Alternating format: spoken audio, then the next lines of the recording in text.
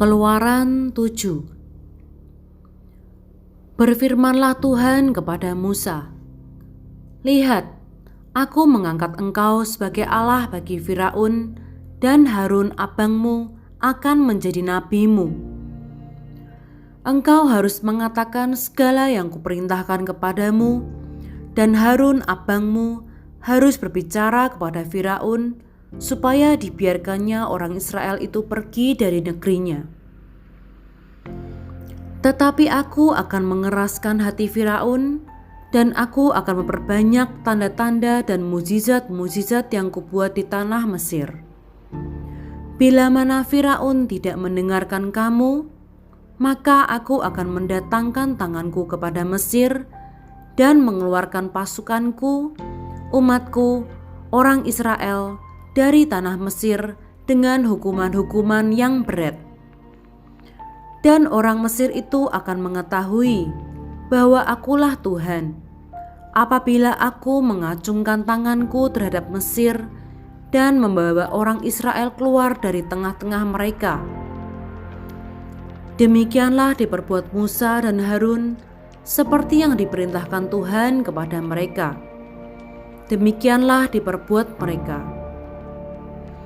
Adapun Musa 80 tahun umurnya dan Harun 83 tahun ketika mereka berbicara kepada Firaun. Dan Tuhan berfirman kepada Musa dan Harun, "Apabila Firaun berkata kepadamu, 'Tunjukkanlah suatu mukjizat,' maka haruslah kau katakan kepada Harun, 'Ambillah tongkatmu dan lemparkanlah itu di depan Firaun,' maka tongkat itu akan menjadi ular." Musa dan Harun pergi menghadap Firaun, lalu mereka berbuat seperti yang diperintahkan Tuhan. Harun melemparkan tongkatnya di depan Firaun dan para pegawainya, maka tongkat itu menjadi ular.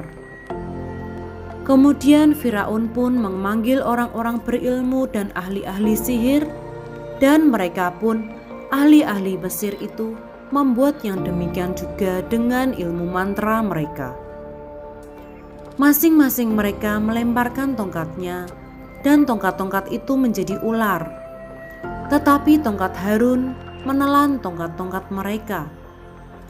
Tetapi hati Firaun berkeras, sehingga tidak mau mendengarkan mereka keduanya, seperti yang telah difirmankan Tuhan. Tulah pertama, air menjadi darah. Berfirmanlah Tuhan kepada Musa, "Firaun berkeras hati, ia menolak membiarkan bangsa itu pergi. Pergilah kepada Firaun pada waktu pagi, pada waktu biasanya ia keluar ke sungai. Nantikanlah dia di tepi sungai Nil dengan memegang di tanganmu tongkat yang tadinya berubah menjadi ular. Dan katakanlah kepadanya, 'Tuhan Allah orang Ibrani telah mengutus aku kepadamu untuk mengatakan, biarkanlah umatku pergi supaya mereka beribadah kepadaku di padang gurun. Meskipun begitu, sampai sekarang engkau tidak mau mendengarkan. Sebab itu beginilah firman Tuhan, dari hal yang berikut akan kau ketahui bahwa akulah Tuhan. Lihat, dengan tongkat yang di tanganku ini akan kupukul air yang di sungai Nil, dan air itu akan berubah menjadi darah.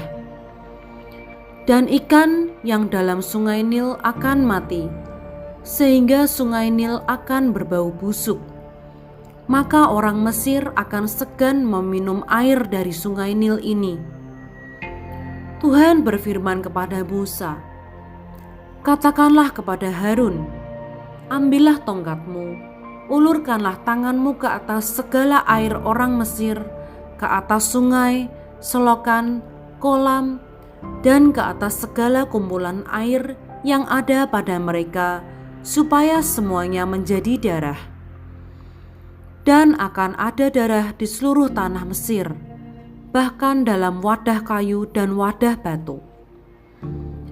Demikianlah Musa dan Harun berbuat seperti yang difirmankan Tuhan. Diangkatnya tongkat itu dan dipukulkannya kepada air yang di sungai Nil di depan mata Firaun dan pegawai-pegawainya. Maka seluruh air yang di sungai Nil berubah menjadi darah. Matilah ikan di sungai Nil, sehingga sungai Nil itu berbau busuk, dan orang Mesir tidak dapat meminum air dari sungai Nil, dan di seluruh tanah Mesir ada darah. Tetapi para ahli Mesir membuat yang demikian juga dengan ilmu-ilmu mantra mereka, sehingga hati Firaun berkeras dan ia tidak mau mendengarkan mereka keduanya seperti yang telah difirmankan Tuhan. Firaun berpaling lalu masuk ke istananya dan tidak mau memperhatikan hal itu juga. Tetapi semua orang Mesir menggali-gali di sekitar sungai Nil mencari air untuk diminum, sebab mereka tidak dapat meminum air sungai Nil. Demikianlah genap 7 hari berlalu setelah Tuhan menulahi sungai Nil.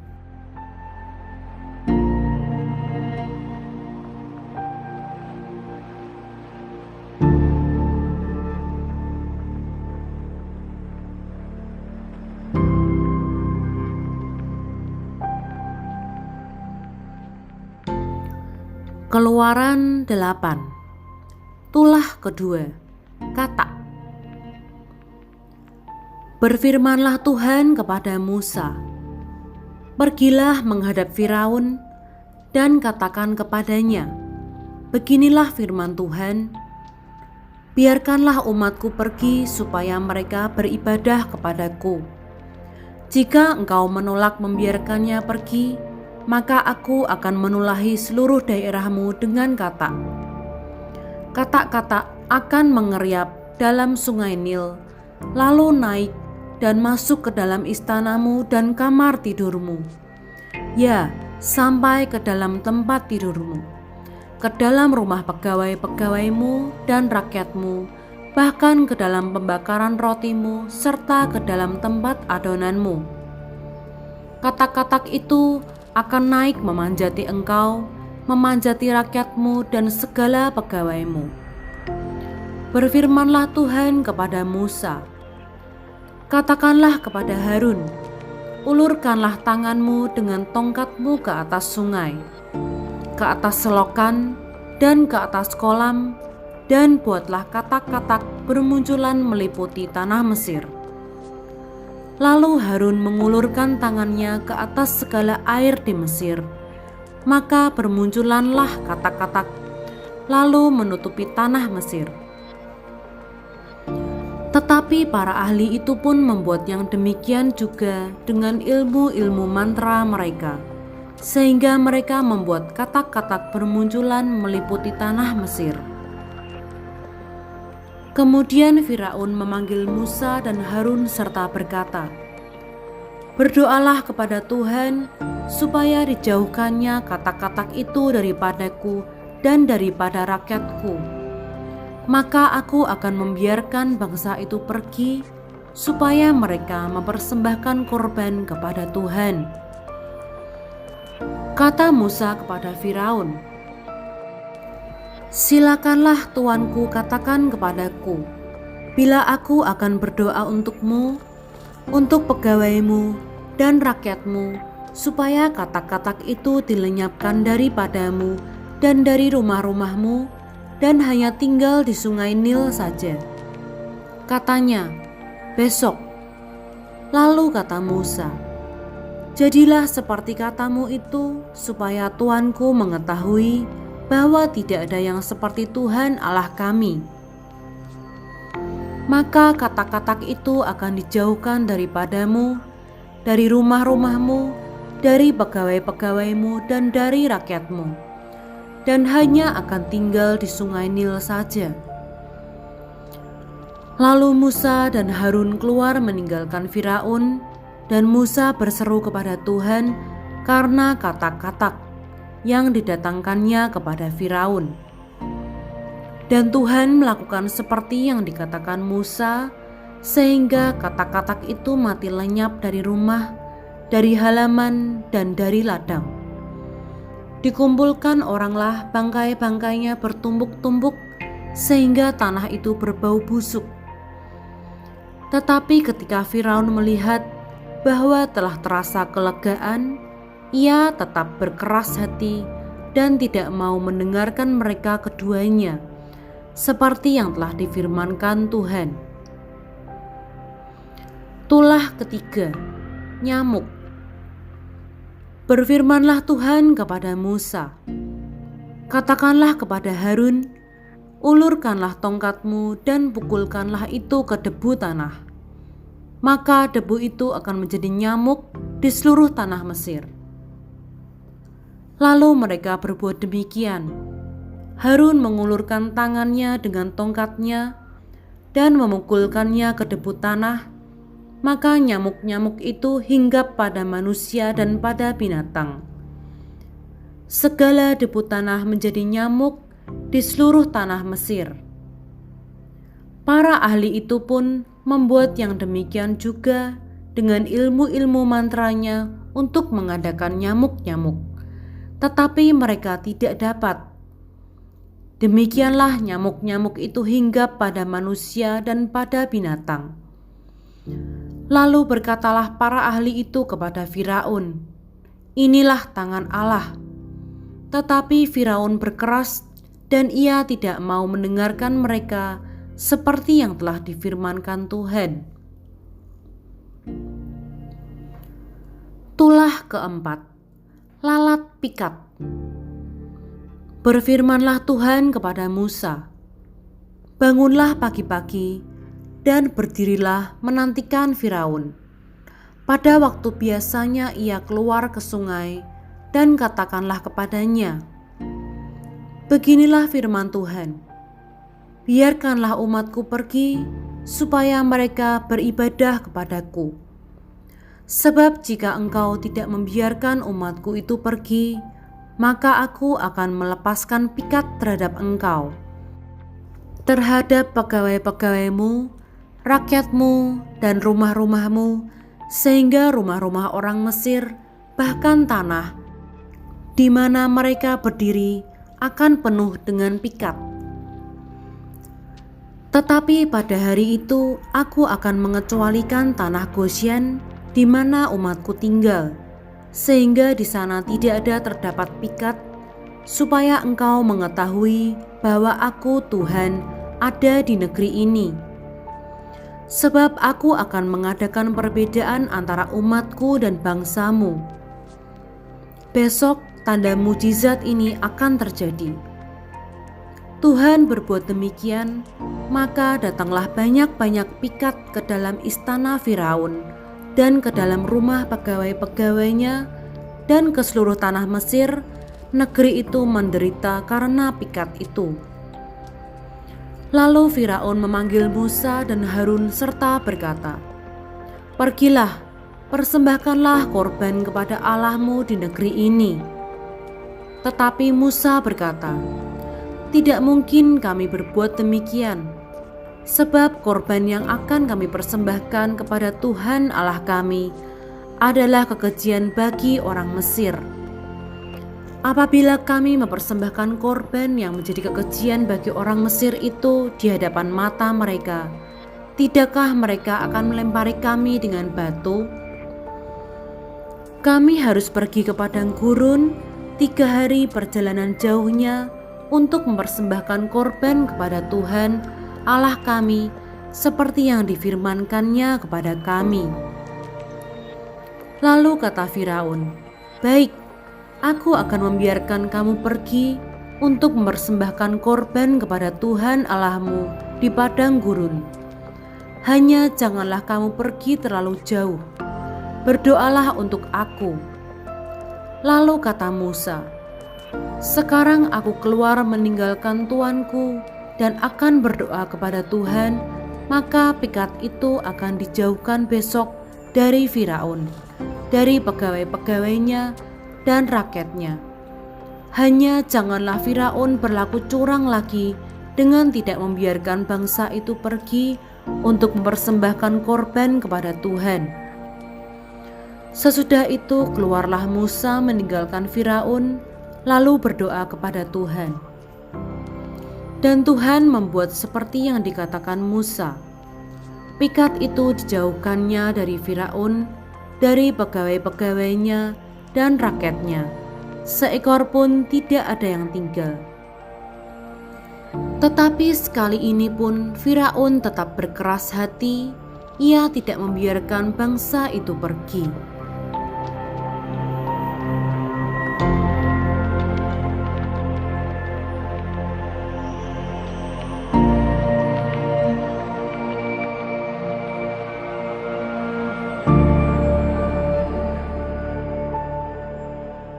Keluaran 9. Tulah kelima, penyakit sampar pada ternak. Berfirmanlah Tuhan kepada Musa, "Pergilah menghadap Firaun dan berbicaralah kepadanya. Beginilah firman Tuhan, Allah orang Ibrani, biarkanlah umatku pergi supaya mereka beribadah kepadaku. Sebab jika engkau menolak membiarkan mereka pergi dan masih menahan mereka, maka ternakmu yang ada di padang, kuda, keledai, unta, lembu sapi, dan kambing domba akan kena tulah Tuhan, yakni kena penyakit sampar yang dahsyat.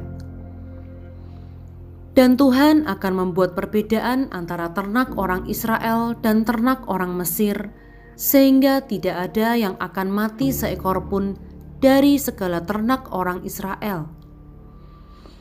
Selanjutnya Tuhan menentukan waktunya. Firman-Nya, "Besoklah Tuhan akan melakukan hal itu di negeri ini." Dan Tuhan melakukan hal itu keesokan harinya. Segala ternak orang Mesir itu mati, tetapi dari ternak orang Israel tidak ada seekor pun yang mati. Lalu Firaun menyuruh orang ke sana, dan sesungguhnya lah dari ternak orang Israel tidak ada seekor pun yang mati. Tetapi Firaun tetap berkeras hati dan tidak mau membiarkan bangsa itu pergi. Tulah keenam, Barah. Berfirmanlah Tuhan kepada Musa dan Harun, "Ambillah jelaga dari dapur peleburan serangkup penuh." Dan Musa harus menghamburkannya ke udara di depan mata Firaun. Maka jelaga itu akan menjadi debu meliputi seluruh tanah Mesir, dan akan menjadikan barah yang memecah sebagai gelembung pada manusia dan binatang di seluruh tanah Mesir. Lalu mereka mengambil jelaga dari dapur peleburan dan berdiri di depan Firaun. Kemudian Musa menghamburkannya ke udara. Maka terjadilah barah yang memecah sebagai gelembung pada manusia dan binatang, sehingga ahli-ahli itu tidak dapat tetap berdiri di depan Musa karena barah-barah itu. Sebab ahli-ahli itu pun juga kena barah sama seperti semua orang Mesir. Tetapi Tuhan mengeraskan hati Firaun, sehingga ia tidak mendengarkan mereka, seperti yang telah difirmankan Tuhan kepada Musa. Tulah ketujuh, hujan es. Berfirmanlah Tuhan kepada Musa, "Bangunlah pagi-pagi dan berdirilah menantikan Firaun, dan katakan kepadanya, beginilah firman Tuhan, Allah orang Ibrani. Biarkanlah umatku pergi supaya mereka beribadah kepadaku. Sebab sekali ini aku akan melepaskan segala tulahku terhadap engkau sendiri, terhadap pegawai-pegawaimu, dan terhadap rakyatmu, dengan maksud supaya engkau mengetahui bahwa tidak ada yang seperti aku di seluruh bumi. Bukankah sudah lama aku dapat mengacungkan tanganku untuk membunuh engkau dan rakyatmu dengan penyakit sampar, sehingga engkau terhapus dari atas bumi? Akan tetapi inilah sebabnya aku membiarkan engkau hidup, yakni supaya memperlihatkan kepadamu kekuatanku dan supaya namaku dimasyhurkan di seluruh bumi. Engkau masih selalu menghalangi umatku, sehingga engkau tidak membiarkan mereka pergi. Sesungguhnya besok kira-kira waktu ini aku akan menurunkan hujan es yang sangat dahsyat, seperti yang belum pernah terjadi di Mesir sejak Mesir dijadikan sampai sekarang ini. Oleh sebab itu, ternakmu dan segala yang kau punyai di padang suruhlah dibawa ke tempat yang aman. Semua orang dan segala hewan yang ada di padang dan tidak pulang berkumpul ke rumah akan ditimpa oleh hujan es itu sehingga mati.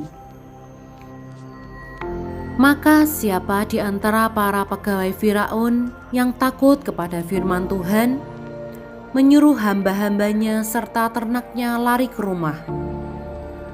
Tetapi siapa yang tidak mengindahkan firman Tuhan, meninggalkan hamba-hambanya serta ternaknya di padang. Berfirmanlah Tuhan kepada Musa, ulurkanlah tanganmu ke langit, supaya hujan es turun di seluruh tanah Mesir, menimpa manusia dan binatang, dan menimpa tumbuh-tumbuhan di padang di tanah Mesir.